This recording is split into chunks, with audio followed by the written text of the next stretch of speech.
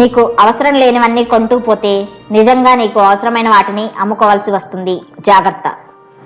కంపెనీల ప్రచార ఆర్భాటాలకు ఆనందపడో, సెలబ్రిటీలు చెప్తున్నారనో, డిస్కౌంట్ల మోజుతోనో, ఈఎంఐల సాకుతోనో ఏది పడితే అది కొనుక్కుంటూ పోతే చివరికి ఖాళీ అయ్యేది మన పర్సే. అంత్యనిష్ఠూరం కంటే ఆది నిష్ఠూరం మేలు. ఈ సామెత ఆర్థిక సూత్రాలకి వర్తిస్తుంది. కొన్నాక బాధపడే కంటే కొనే ముందే ఆలోచించి నిర్ణయం తీసుకోండి. ఖర్చు చేశాక మిగిలింది పొదుపు కాదు, పొదుపు చేశాక మిగిలిందే ఖర్చు. మన జీతం మనకు రాగానే పని మనిషి జీతం, వాచ్మెన్ జీతం, డ్రైవర్ జీతం ఇలా లెక్కలేసి ఎవరిది వారికి ఇచ్చేస్తాం. ఈ అవసరాలతో పాటు రోజు కష్టపడి పనిచేసే మన కోసం కూడా జీతంలో నుంచి కొంత మొత్తాన్ని కేటాయించుకోవాలి.